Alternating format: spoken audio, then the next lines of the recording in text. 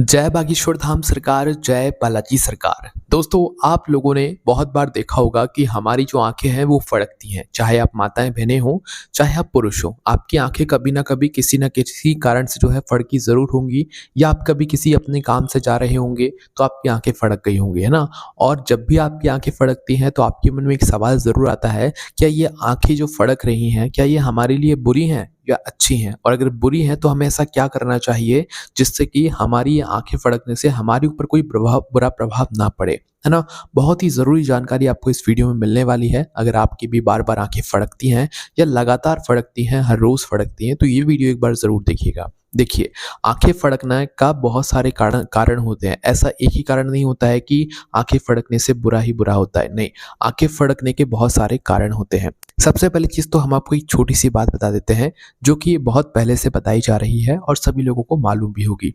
अगर माताओं बहनों की बाईं आँख फड़कती है, मतलब कि उल्टी आँख फड़कती है, तो उनके लिए वो शुभ होता है। मतलब माताओं बहनों की उल्टी आँख फड़कना शुभ होता है ना? उससे उनको घबराने की ज़रूरत नहीं होती है। वहीं माताओं बहनों की अगर दाईं आँख फड़कती है, तो वो अशुभ मानी जाती है, उन लोगों के लिए वो ठीक नहीं रहती है। मतलब कि सीधी आँख अगर माताओं बहनों की फड़के तो भई ये अच्छा नहीं माना जाता है।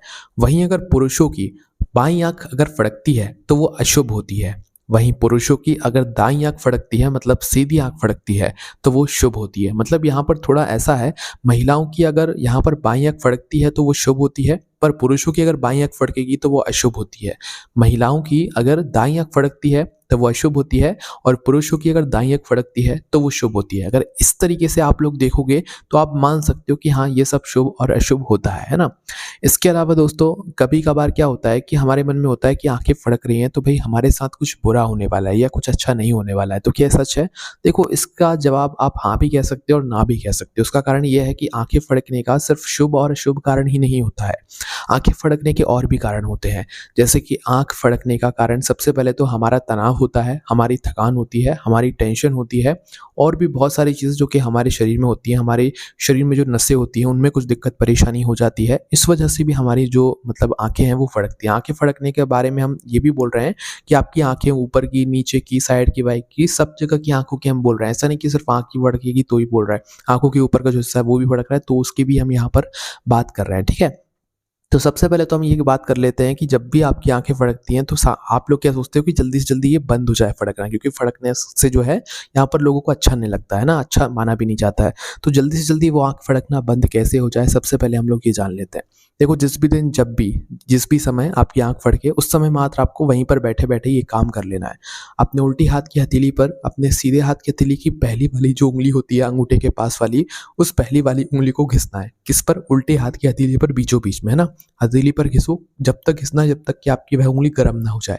और जैसे ही आपकी उँगली गर्म हो जाएगी तो इस उँगली को अपनी उस जगह पर लगा लो आँखों में जहाँ पर आपका जो हिस्सा है आँख का वो फड़क रहा है, ठीक है? उस जगह पर इस हिस्से को कुछ सेकंड्स के लिए लगा कर रखो, और फिर भी मतलब बंद नहीं होती है तो वापस से अपनी उँगली को घिसो और वापस से लगा लो। ऐसे ही आप लोग 3 से 5 बार करोगे तो आपकी आँख फड़कना यहाँ पर बंद हो जाएगी। ये काम उन लोगों के लिए था जिन लोगों को मतलब परेशानी होती है, आँख फड़कती है तो वो परेशान होते हैं और कई समय तक फड़कती रहती है। तो आप ऐसा करके अपनी आँख फड़कने को जो है बंद यहाँ पर कर सकते हैं, ठीक है?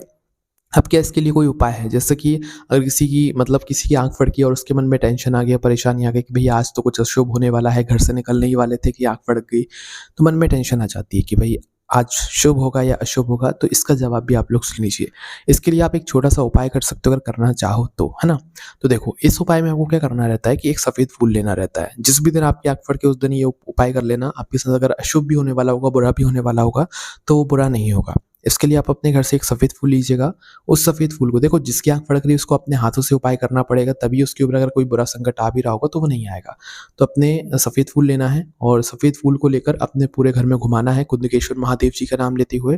पूरे घर में घुमाकर आपको अपने घर से बाहर निकलकर शिव जी के मंदिर पहुँचकर इस फूल को कुंदकेश्वर महादेव जी के नाम से शिव जी की शिवलिंग के ऊपर चढ़ा देना है। शिवलिंग के ऊपर इस फूल को चढ़ाने के बाद भगवान से आपको प्रार्थना करना है कि आपकी आँख जो फड़क रही है वो ना फड़के, या अगर कुछ अशुभ भी होने वाला है तो वो ना हो। ऐसी आपको प्रार्थना करके अपने घर पर वापस आ जाना है और फिर आपको कोई टेंशन लेने की यहाँ पर बात नहीं है और ये उपाय माताएँ, बहनें और पुरुष सभी लोग कर सकते हैं जब उनकी आँख फड़क रही हो और उनको मन में टेंशन हो रही हो। और आँख फड़कने से रोकने के लिए हमने आपको तरीका बता ही दिया, अपनी उँगली को घिसकर अपनी उस जगह पर लगा रहो जो हिस्सा आपका आँख का फड़क रहा है, ठीक है? तो ये जानकारी दोस्तों आपको कैसी लगी कमेंट में ज़रूर बताइएगा। इसके अलावा अगर आप में कोई प्रश्न है तो उसे हमसे कमेंट करके पूछ सकते हैं। जय बागेश्वर धाम सरकार, जय बालाजी सरकार।